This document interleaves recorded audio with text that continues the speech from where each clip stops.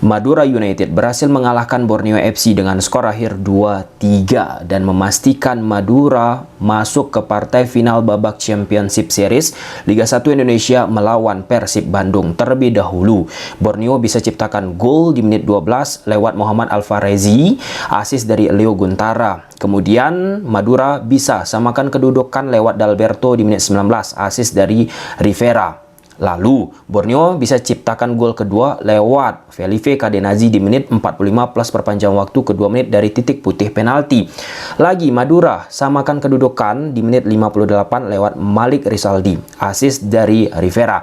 Dan gol ketiga Madura, again, dicetak oleh Malik Rizaldi di menit 67, asis dari Hugo Gomez. Sebelum lebih jauh, aku nggak pernah bosan-bosannya untuk ingatkan teman-teman, ketika teman-teman tonton video ini, jangan lupa tekan tombol like-nya. Ya, Borneo FC anti klimaks. Sebelum menghadapi babak Championship Series, Borneo FC melakukan beberapa perubahan karena sudah memastikan masuk nih ke babak Championship Series. Implikasi perubahan pemain inti kemudian dicadangkan pemain-pemain yang jarang mendapatkan kesempatan lalu dimainkan mempengaruhi hasil ataupun tren yang didapat oleh Borneo FC di regular series. Tepatnya mulai tren Borneo FC itu menurun di saat PSM melawan Borneo. Hasil akhir 1-1, imbang yang nggak terlalu buruk. Di pertandingan selesai menghadapi PSM melawan Madura United, Borneo kalah 0-4. Kemudian melawan Arema, Borneo kalah 1-2. Melawan Persib, Borneo kalah 2-1. Yang notabene ketika melawan Persib Bandung, Borneo FC menampilkan pemain inti, pemain yang mengantarkan Borneo berada di puncak klasemen regular series. Tentu perlu lagi bagi Borneo untuk mesinnya panas, karena sebelum melawan Persib di regular series sudah sempat dilakukan beberapa rotasi pemain. Oke, setelah melawan Persib Bandung kalah Borneo, melawan Dewa, Borneo kalah lagi 2-1. Nah, selesai regular series, masuk nih ke babak Championship Series. Di situ, leg pertama, Borneo kalah melawan Madura dengan skor akhir 1-0. Dan puncaknya, di leg kedua, Borneo kalah lagi melawan Madura dengan skor akhir 2-3. Yang ingin aku sampaikan, yang sudah kita ulas juga teman-teman, bagaimana pendekatan yang dilakukan oleh staf official dari Borneo FC. Ketika Borneo FC yang sudah memiliki tren yang bagus banget sepanjang Liga 1 Indonesia, namun di akhir-akhir regular series ya mengalami penurunan. Mengalami penurunan karena apa? Ya, memainkan pemain-pemain yang tidak begitu banyak mendapatkan kesempatan di musim ini. Itu aku maklumi juga, aku mengerti juga. Wajar seorang pelatih melakukan hal demikian. Namun implikasinya tentu akan banyak, karena untuk musim ini Liga 1 Indonesia menggunakan babak turnamen lagi. Jadi perlu akhirnya mesin itu tetap panas, stabil. Borneo FC tidak stabil. Sudah trennya oke, meroket terus, tapi di ujung udah mulai menurun nih. Terjun bebas, dan puncaknya saat menghadapi Madura di leg kedua, terjun bebas. Beda cerita saat kita bicara klub-klub pesaing dari Borneo FC. Kita sebut saja Persib Bandung. Persib Bandung sepanjang musim ini sampai dengan habisnya babak regular series, mereka tetap memainkan pemain-pemain yang diberi kepercayaan oleh Boyan Hodak. Ya, kalaupun misalnya melakukan rotasi pemain ya 1, 2, 3 pemain lah. Nggak secara sporadis, nggak secara signifikan. Yang efeknya akan menurunkan tren. Mempengaruhi mentalitas itu guys. Mempengaruhi mentalitas dan membuat permainan tidak sustainable.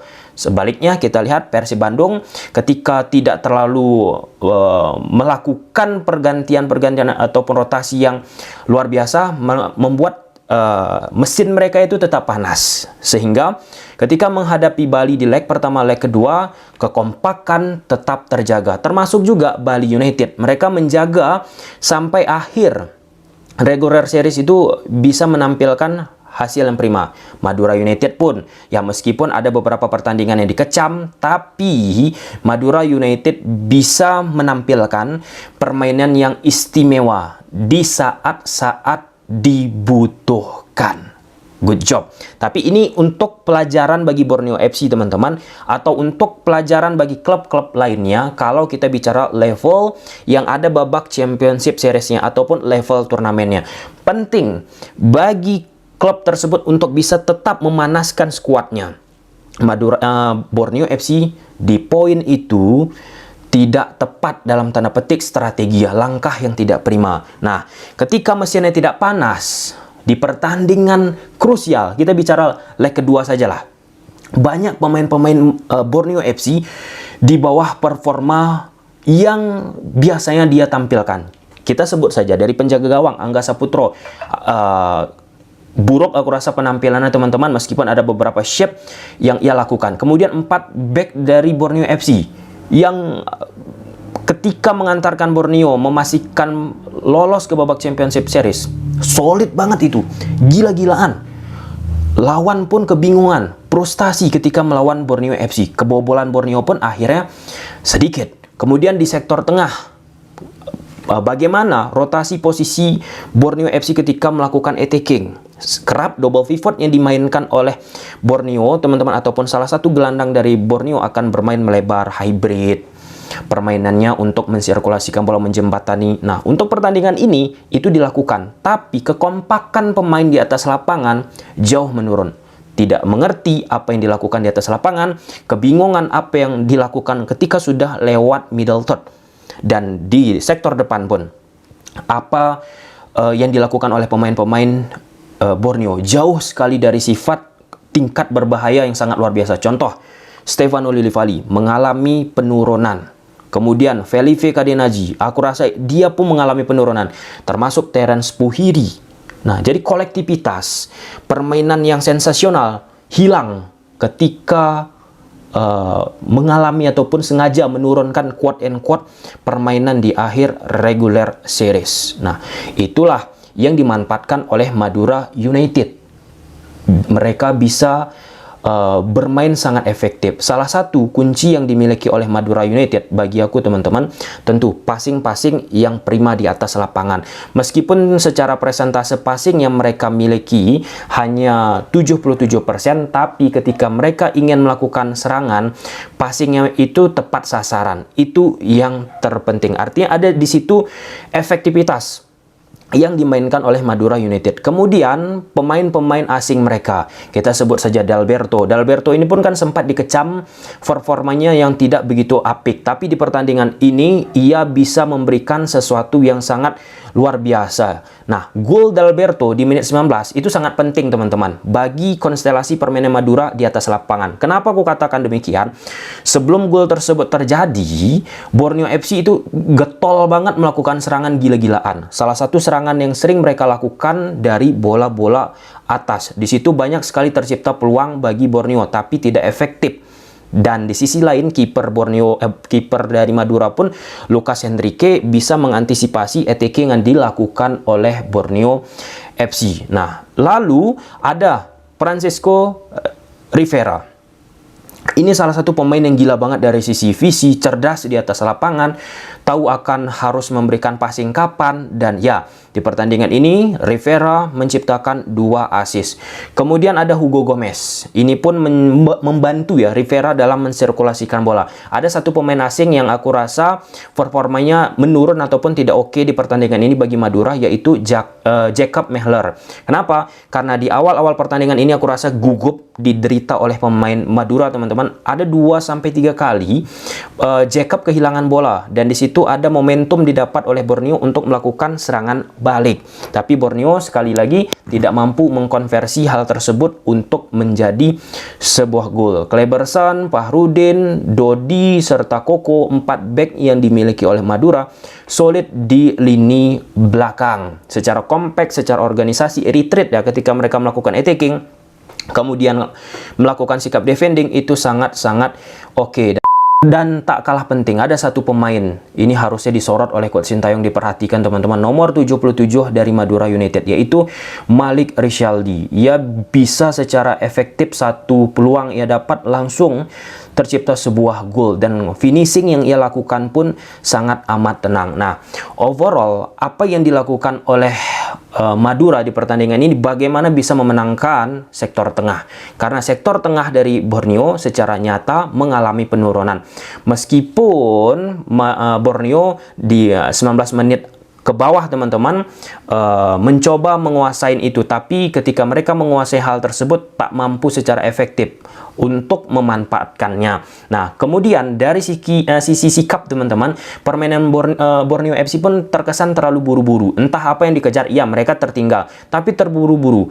Karena kalau kita lihat, kita perhatikan Borneo FC ketika mereka masih berada di tren yang meroket teman-teman, pada fase attacking itu mereka sangat sabar. Bagaimana menarik, bagaimana merenggangkan, bagaimana merusak compact defense yang dilakukan oleh lawan. Nah, di pertandingan ini mereka sering melakukan long pass ke depan.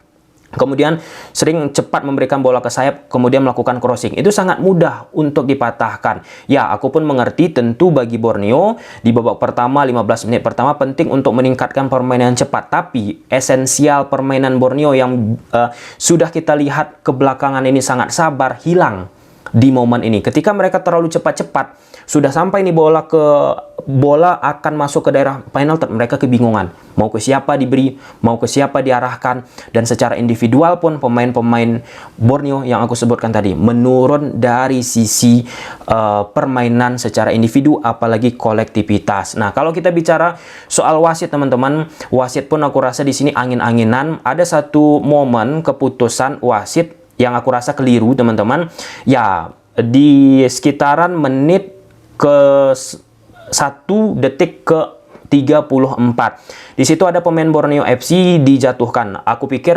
jelas itu di luar kotak penalti pelanggarannya teman-teman, tapi Malik terjatuh di dalam kotak penalti. Nah, sempat adakan komunikasi dilakukan oleh wasit, karena itu posisinya jatuh di luar kotak penalti, tentu nggak